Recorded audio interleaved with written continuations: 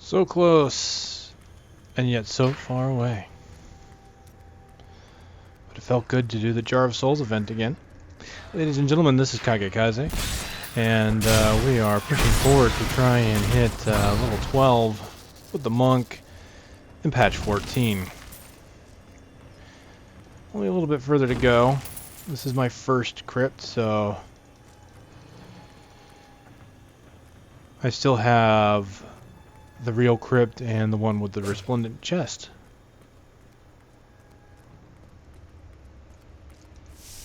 The clown is not here.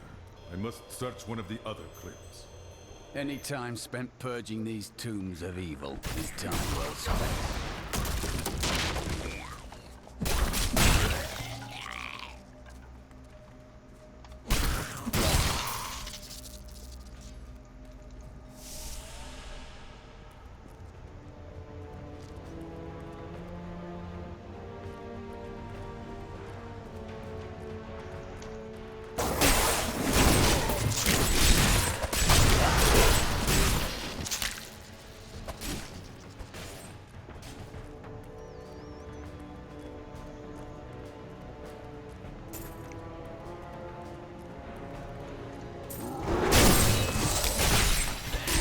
That will make our journey all the quicker.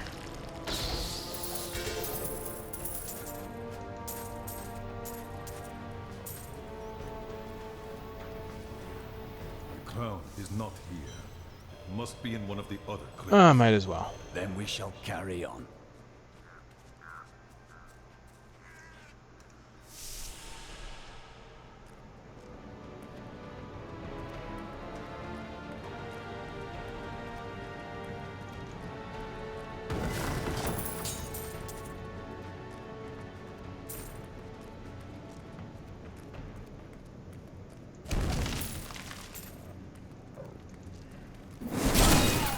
A mighty adversary is before us.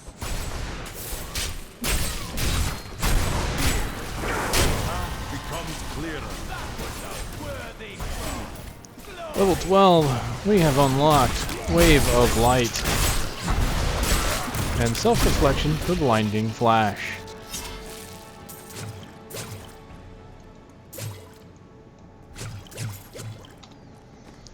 Alright, let's go over Blinding Flash real quick.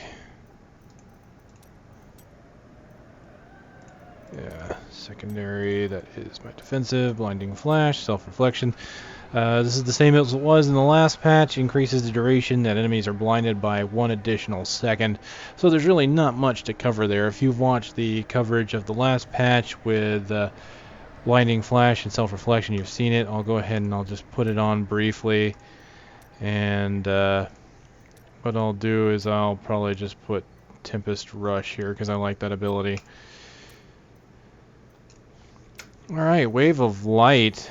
Now this one's an expensive spell, 100 Spirit. I only have a spell pool of 150 Spirit, which means I cannot use this ability more than once until I get the Spirit back.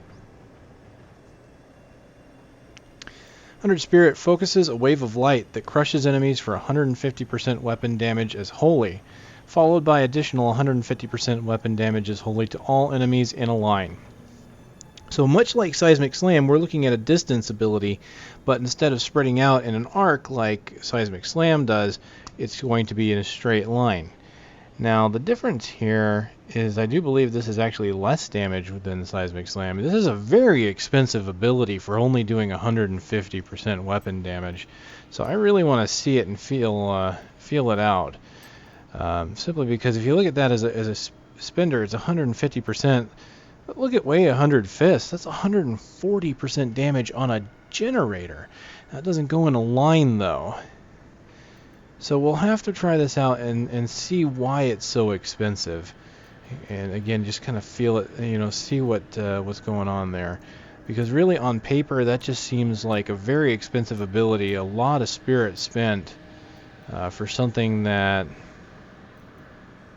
could easily be managed by abilities that actually give me spirit.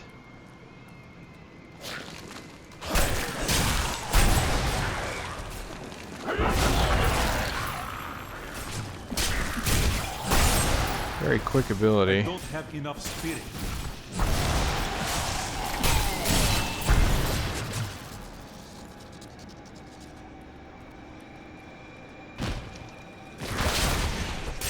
I need spirit.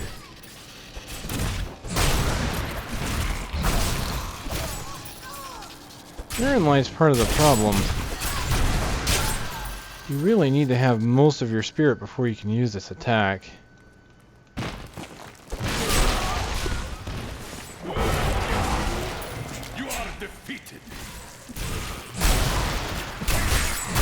Hits in a nice solid line. Does alright damage, although again I'm just kind of expecting it to do more. 150%.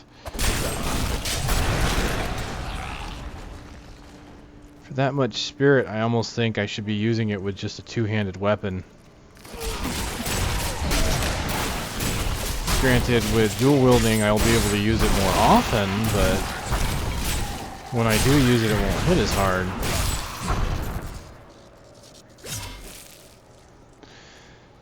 Kind of disappointing because I've been looking forward to this spell, trying it out, see if there was something really amazing about it that I haven't seen yet, and I'm just not quite feeling it there. The Chancellor kept it safe for many years. A noble act.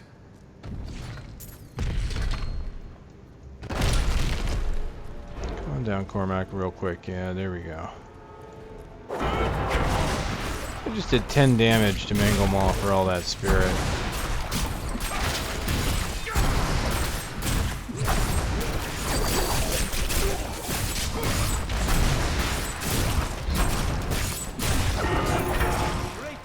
It looks cool.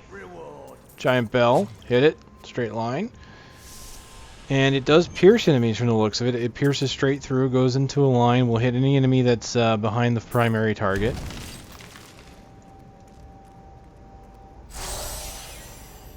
Let's see if I can't gain a little bit of spirit. It's going to be difficult because I can't gain it on inanimate objects. Kind of want to try it on the group of enemies that's normally over here.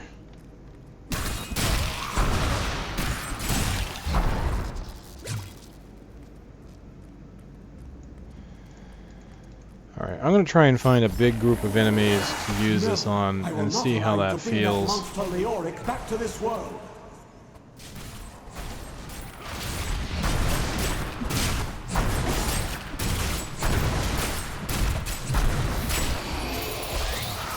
I cannot carry more. Oh, you can't, can you?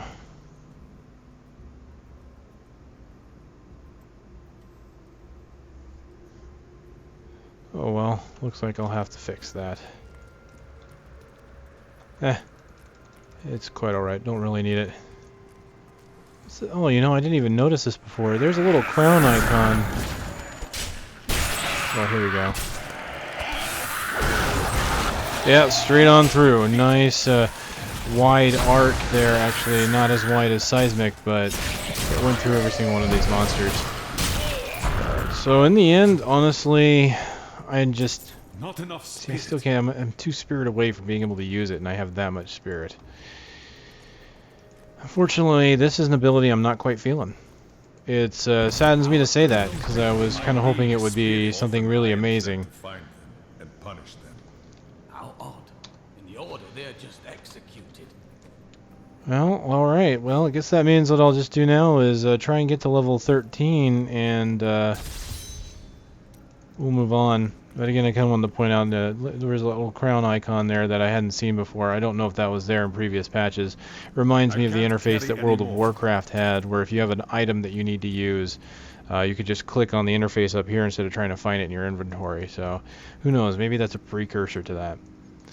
Alright, I will try and get level 13 and then give my final impressions. I'm going to run with this Wave of Light a bit to see if I can't find a way to make it feel useful to me. Okay, I think I've just about got this Wave of Light thing figured out. And I like it a little better, but I'm still not entirely convinced it's an ability that I really would end up choosing. So the way this works is, and it kind of tells you here, but it's not very specific about it. You get the Wave of Light that crushes and then the additional 150. So that is honestly where the strength in this lies. This is technically doing 300% weapon damage, but that 300% weapon damage is only right in front of you, where the bell lands. The bell lands, it does 150, and then when you strike the bell to do the wave, there's another 150. Now, the way you think of that is, okay, so the strike is 150, and then it hits everything behind it. But the truth is that that's the way I envisioned it. The bell comes down, it does 150, and then everything behind it is also hit for 150. So I thought whatever the bell hits is only going to get hit once. The truth is, whatever the bell hits is going to get hit twice. Because when he strikes the bell, it does additional damage to whoever has been hit by the bell. So we've got, let's see, Exploding Palm and Guardian's Path as our level 13 abilities. Looks like just 2.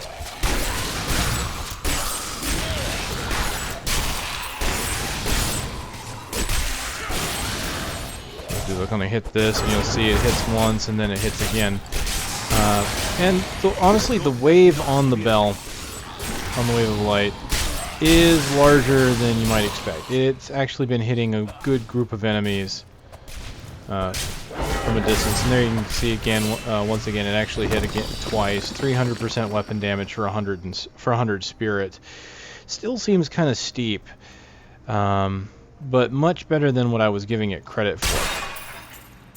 Now, with Wave of Light, honestly, some of the runes might really make it shine. For example, this one increases the initial strike damage to 240,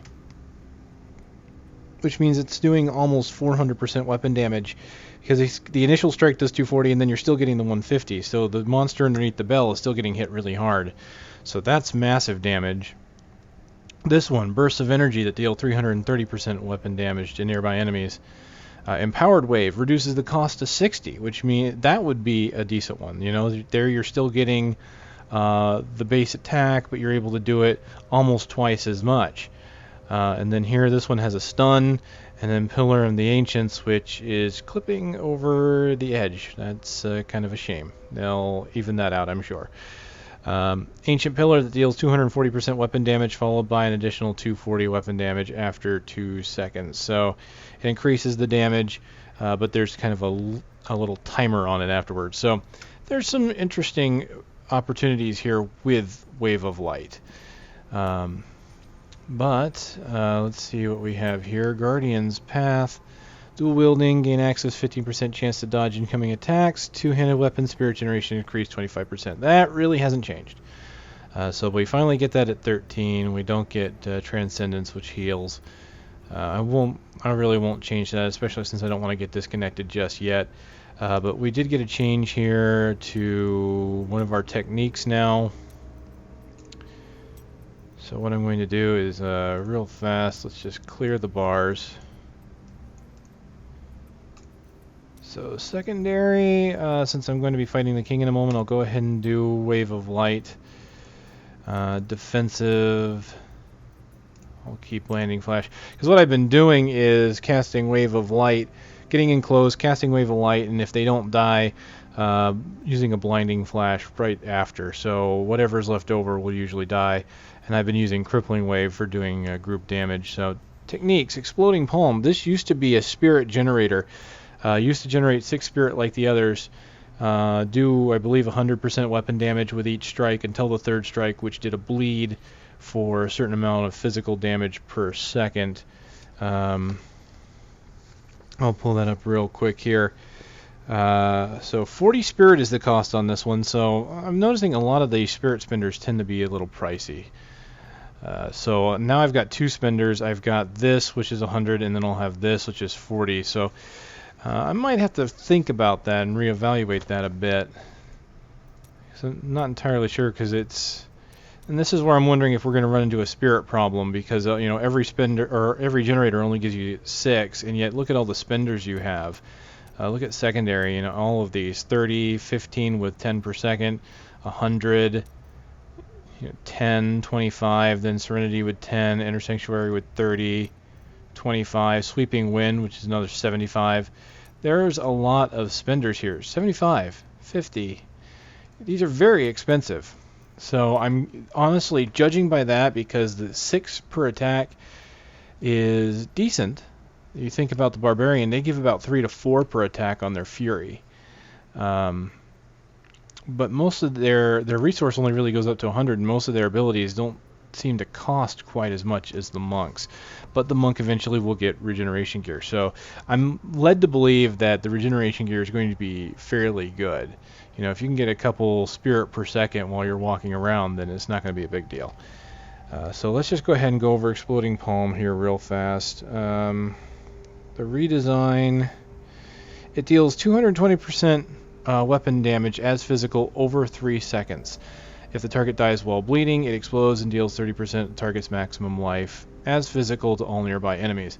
Now that hasn't changed. The Exploding Palm, when it was a generator, you do 2 punches, kind of like the others, nothing spectacular. Then you get the explosion, which puts the bleed. The old bleed was 50% weapon damage per second for 3 seconds. So this has been seriously buffed in that it does 220 as physical over 3, which equates to about 73% damage per second. So they basically gave us the third strike that we can use at any time we want to. So I'm going to go ahead and hit that. Now another thing to kind of look at here is it looks like each class is going to level up very differently. And you might think, okay, that's a no-brainer. But I want you to consider this. In patch 13, almost every class, your very first ability, for example, Fists of Thunder or Hungering Arrow for the Demon Hunter, or Bash for the Barbarian, you would get the first and second runes by level 13. For the Barbarian, you still do. You get Onslaught at 13. I don't know about the other classes yet, because this is obviously only the second class I've done with this new patch. But notice that Fists of Thunder won't get Lightning Flash until level 14. Whereas before I got, which one was it? I believe it was Lightning Flash, yes. Increases your chance to dodge. Lightning Flash I got a little earlier, but 13 or 12 I believe. So not every class is going to have one ability with 2 runes to choose from. That was kind of the interesting thing with 13, with patch 13, was every class would have at least one ability, your first ability, with 2 runes for you to pick from to kind of play around with. They've kind of changed that for each class, so the Barbarian will still have that, but the Monk obviously doesn't. I have more abilities with runes now, though. So we're going to go ahead and cancel out of that, close. I can't do Exploding Palm just yet.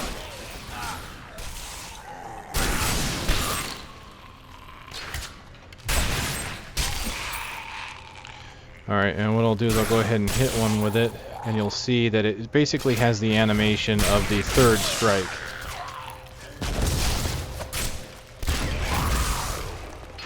And you can use it on demand now. You don't have to do 2 strikes.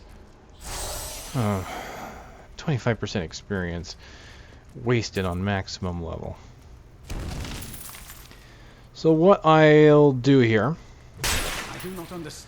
is kind of like before, I'll just go ahead and go through the king one last time, and I'll use my new abilities. I'll put Exploding Palm on some of his minions to take them out when he gets close. I'll try and do Wave of Light. It might be difficult because between the two, That's 140, so if I have a full spirit bar and I use both of them, I'm pretty much wiping my spirit out. Let's see how it goes. You were defeated the moment you surrendered to madness.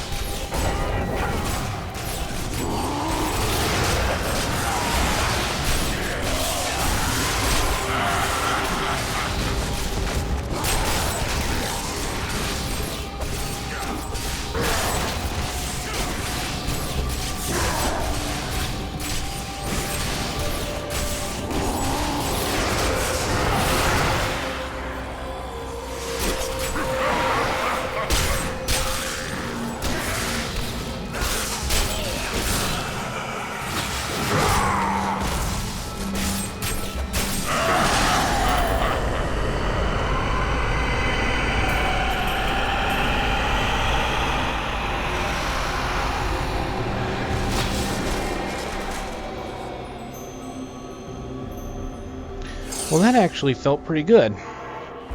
Now, the monk as a whole, let me kind of think about that here. I think I'm enjoying the barbarian more. And I can't exactly say if it's a failing of the monks or if it's just because I really, really like Seismic Slam and Revenge. The monk still feels good. Now, honestly, what I really like is this redesign of Exploding Palm. Before, you had to hit twice and get that third strike in order to get the bleed. And if the bleed was really what you wanted, like, because there was times where I was fighting that Skeleton King when I had Exploding Palm as a spirit generator that I wanted to hit one or two of his skeletons. I was honestly hoping sometimes to hit 3 and just get them all to explode. And sometimes I was successful. Sometimes I ended up accidentally hitting him. Now, since it's a single ability that I just hit a button and I do it, I don't have to wait for the 3 strikes. As you saw, I was able to kind of strategically put 2 out there, and then when he was near, I was able to blow them up and kind of do additional damage to him while blowing up his minions simultaneously. So Exploding Palm, honestly, I really like what they've done with that. I really would like to be able to see more abilities of the monk, like Way of the 100 Fists sounds kind of nice. Obviously we have all our secondary. I'm not too worried about the defensive. Sweeping Wind sounds like an amazing ability. 75 spirit, but you can constantly refresh it. Let's look at the others here.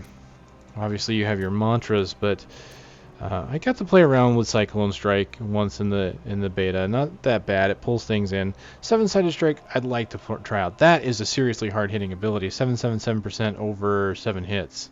So 111% per hit. But that's, you think about it, that damage, I'm wondering how that plays out, because you think about Wave of Light, it does 300 for 300% weapon damage for 100 spirit. This is doing 777 for 50. But it does have a cooldown, so there is that. Although the cooldown of Wave of Light is the fact that you cannot cast it twice in a row because you don't have that much spirit. There are some really interesting abilities here. I think the monk has a lot of potential, but I think he might be like the Witch Doctor for me, where I'm not exactly sure where he'll go until I get to actually play with those abilities. But so far, honestly, if the rest of the abilities play out like Exploding Palm has been changed, the Sweeping Wind changed, those abilities sound really great to me. Exploding Palm worked out wonderful in that battle, as you saw. So the monk, what I like about him is his control. He has more control over the battlefield than the barbarian does, but the barbarian just has some really strong, hard-hitting abilities. And some of those abilities eventually give him some controls, like Seismic Slam being able to knock things back, and Leap being able to move you around if you want. So it seems like the monk is more finesse and fine-tuning and, you know, maneuvering yourself in the right position. For example, Wave of Light, if you don't have him facing the right way, then it's a missed opportunity, and since it's so expensive, you don't get to do it again. Overall, though, still feels like a good class. It's, like I said, it's one of those things where I don't think it's so much a failing of the monk as I just think I like the barbarian more.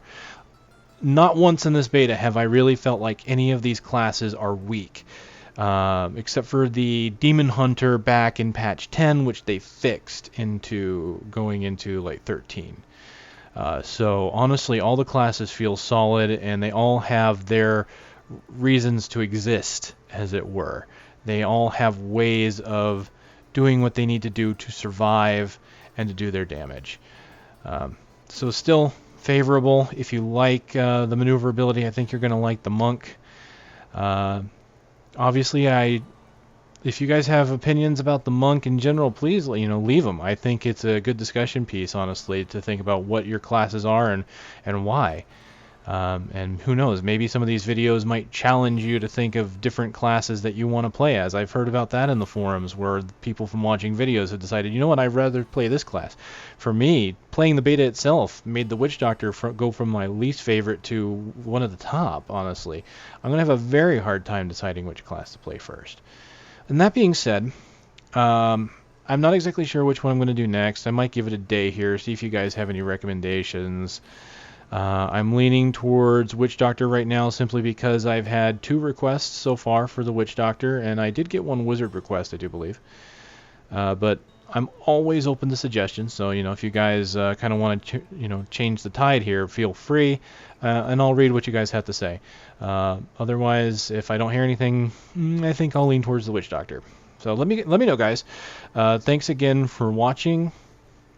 Thumb up, thumb down, whichever you feel appropriate. Comments, suggestions, and I don't have a witty third item this time. Oh well. Kagekaze signing off. Thanks, guys.